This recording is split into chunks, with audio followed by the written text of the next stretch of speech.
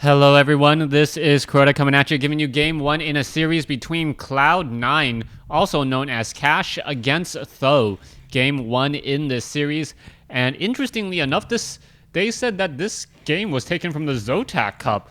Now, as I understand it, they actually retired the Zotac Cup, but somehow they've brought it back, or at least the Z Cup, and I'll have to do a little bit more research on this to figure out if it really is back.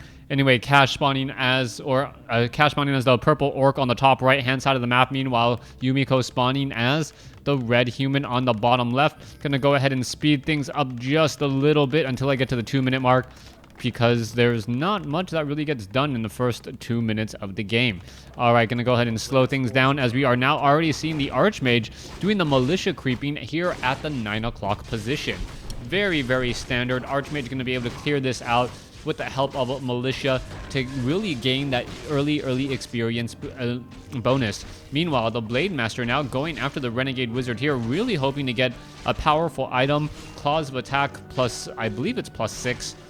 Is it plus 6? No, Circle of Nobility, Claws of Attack plus 6. Both of those are very, very solid items for the Blade Master, as the Blade Master really scales well with damage and agility items.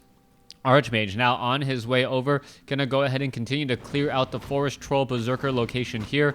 And the Blade Master has really been a topic of conversation as of late. And for those of you guys who are wondering, it looks like my water elementals are appearing normally now. So we'll see if they are summoned properly and unsummoned properly. Yeah, that little animation right there to go ahead and let them disappear. Really feels like perhaps I'm running low on RAM. I may need to upgrade my computer soon. But then again, I'm running WarCraft 3. Why do I need the top-of-the-line computer for WarCraft 3, as this game is over 10 years old now? All right, let's take a look. Grunt gonna have a very, very bad day. You can see, oh, Speed Scroll. Oh, is the Blade Master gonna get the kill? No, he does not. Blade Master still sitting at level 1 there, as the Blade Master getting in some easy damage onto these footmen. Yumiko looking so far fairly strong and fairly confident in the opening segments of this game, as the Archmage now wanders around.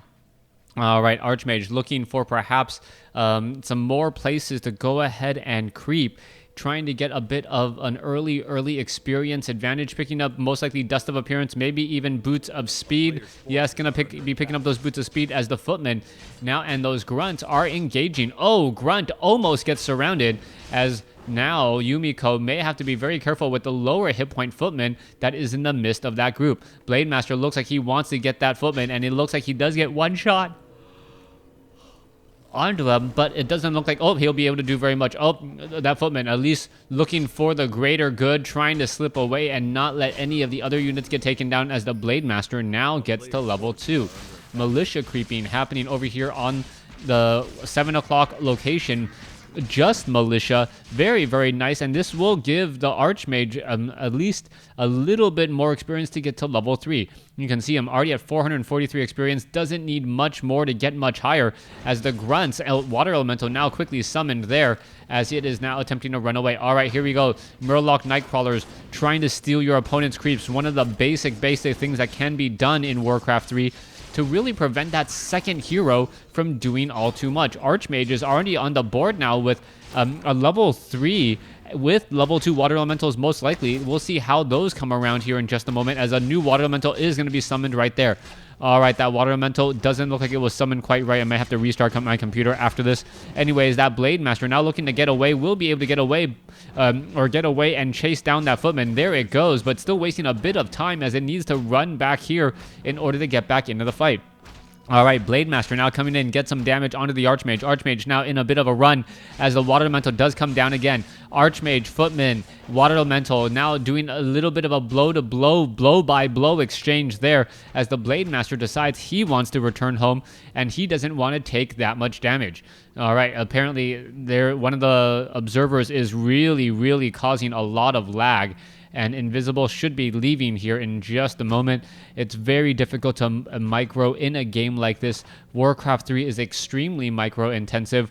You have to use all of your units to their fullest, and really, because of the higher hit points relatively, the units tend to stick around just a bit longer. Footman now running back off to the north here. Let's go ahead and take a look at this. Grunts now trying to run back. What's going to be happening? A new Water Elemental now trying to come in as well. Footman, Archmage, Water Elementals now apparently running back home, and they should be able to hide back inside their base here in just a second. Meanwhile, Shadowhunter is already out on the field as Stronghold has obviously been reached. Shadowhunter didn't get any experience off of that. I am surprised by that. The time life just ever so ticking by just long enough for the Archmage to really hold on to that level advantage. Now, let's take a look back over here. We are sitting at keep. We are going into a Blood Mage, surprisingly, by Yumiko. And I'm curious as to what the Blood Mage really hopes to do.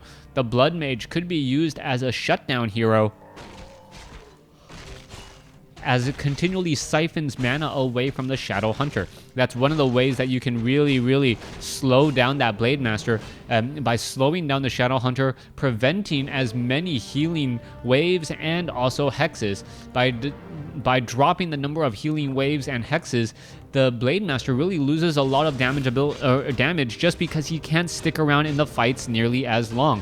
That's the reason why the Blood Mage has become a rather popular hero, as a Footman does get laid down there, as a Grunt may get taken down as well. Yeah, so Grunts getting taken down. Blood Mage now joins in on the flight, and the Blood Mage could easily start siphoning mana away from that Shadow Hunter and causing even more problems. Let's come back around. Sorceress and Priest now being added. We can see a tower attempt now coming into play as well. This is looking to be a very aggressive tower attempt, as the Blade Master now tries to take down a Water Elemental, not going to be able to do so. However, Arcane Sentry has not yet been researched. And with that, the Blade Master will be able to perhaps focus down a handful of units. Oh, a banish onto the Sorceress, so the Sorceress will be able to get away once more. Meanwhile, Archmage now trying to get away. Peons are in position as the Peasants are perhaps looking to repair. Are they going to be able to repair in time? That is a big question as well, as Grunts are now getting taken down. There goes another Grunt. Blood Mage getting halfway to level 2 almost, as now the Shadow Hunter is at level 2 after taking down a guard tower that was being upgraded. Towers getting taken down as they're being upgraded do give experience, and that was just enough experience for Cloud9's Blade Master and Shadow Hunter to get to level 3. Well, Blade Master needed a Peasant as well, but who's counting? All right, let's take a look at this. Kodo Beast now coming in from the north. You can see Troll Head Hunters are right there. Oh, a quick banish onto the Sorceress. The Sorceress trying to get away, but not going to be able to do very much, as you can see that the Spirit Walkers are there giving an extra bit of damage as well. Another Hex goes down on a Priest, as the Blade Master also gets a very big Windwalk strike onto a Footman, and Yumiko is now severely in trouble. All right, let's take a look. You can see that the Priest was looking to heal himself back up. Will be able to heal himself back up here momentarily. Meanwhile, Archmage picks up an item, but the Archmage and the Blood Mage are very much behind in terms of overall gameplay compared to the Blade Master and that Shadow Hunter. What exactly can Yumiko do in order to get back into this fight? He needs to choose his engagements. If he doesn't choose his engagements wisely, if he doesn't have tabs on that Blade Master, he's going to have a very difficult time, as that Blade Master can seemingly come out of nowhere and start harassing you. You need a tighter knit group of units when dealing with a higher level Blade Master up until level 6. Then you got to be very careful about how tight your units are together, as all of a sudden Blade Storm comes into play, and Blade Storm can cause a bit of an issue. Over here on the bottom right hand side of the map, you can see Shadowhunter sitting at level 2, Blade Master sitting at level 3, looking to clear out this Enforcer creep camp. It looks like it will get taken down without really much effort, and the Blade Master is going to continue to just gather more and more experience. Over here at the 9 o'clock location, Archmage picking up some items, maybe even deciding to sell or pick up a Scroll Town Portal or pick up some other item here. Not 100% sure what. Potion of Lesser Invulnerability and Dust of Appearance. Blood Mage now running off to the north, perhaps looking to clear out this Renegade Wizard creep camp as well. Very far range, and now we are going to have a bit of an engagement. Down over here, However, Rock Golem now getting ensnared, and these are some very big items for the Blade Master and that Shadow Hunter. Potion of Invulnerability, a full 15 seconds to pretty much go unchallenged once the heroes do get back. All right, Blade Master looking to finish off this Renegade Wizard here. There is also a Tome of Intelligence +2, quickly picked up by the Archmage, and now there it goes.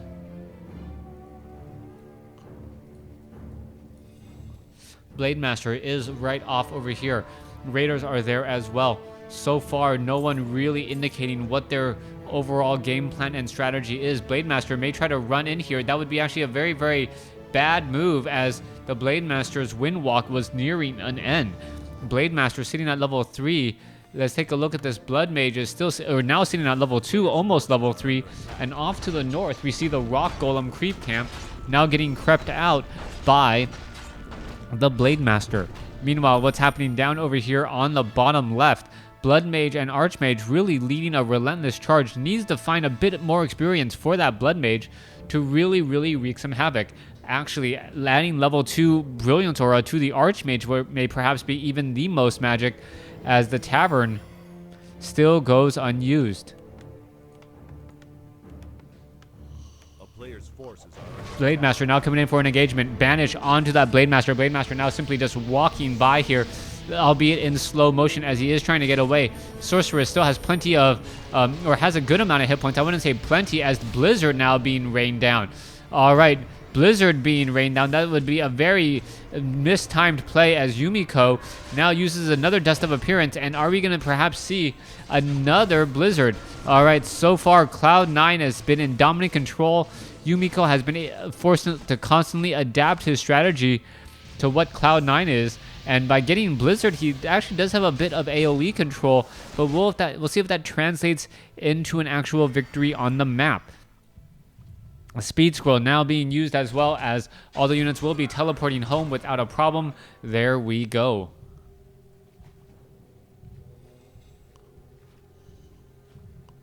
Archmage down over here. Blizzard raining down on all of these units here. Raiders now, or the Spirit Walkers, will need to be forced to pull back here. That is a lot of healing and a lot of slow. I don't see any disenchant whatsoever, so we could perhaps be seeing disenchant coming in from the Spirit Walkers if it was researched. All right, Blade Master takes down an inconsequential building there, as the Blood Mage is still trying to wreak havoc onto the Blade Master. Blade Master down to, where is that Blade Master? I could have sworn I saw him moments ago. Blade Master down to, level, 855 hit points. He still has plenty of hit points and a good number of, experience there, as the Scroll of Healing quickly used once more. Blade Master now running all the way back home. His units are extremely fast, able to get back home in a hurry.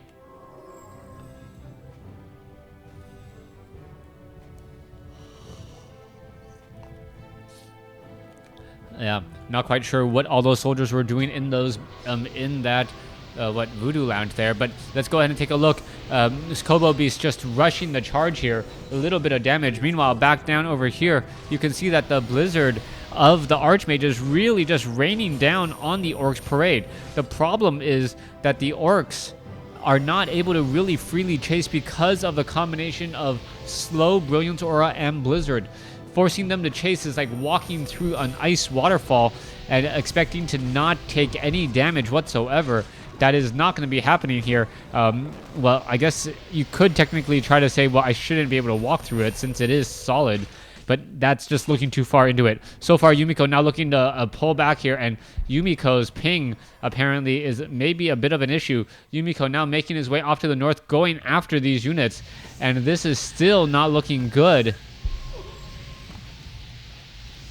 All right, wow, yeah, that is rather high ping there, as we can see that the Wind Riders are now looking to come back over here. All right, Raiders now coming in. Raiders going to go ahead and do a bit of a surround. You can see that they're going after this Spellbreakers. The Spellbreakers, however, going after some different units, and those different units are actually starting to pay off. Mass units as opposed to individual units is important, but in this situation, the highest, most powerful unit is either the Blade Master or the Kodos, and the Kodos each have almost a total of 1,050 hit points. They could fall at any moment. All right, Shadowhunter now trying to pull back here. It looks like they are still trying to pull in. There's still more Blizzard to be had. Scroll of Healing to try and counteract that, as another Grunt gonna get taken down. All right, there it is. There goes the Grunt, or the Siege Giant, as we now see more units now making their way back home for perhaps another push.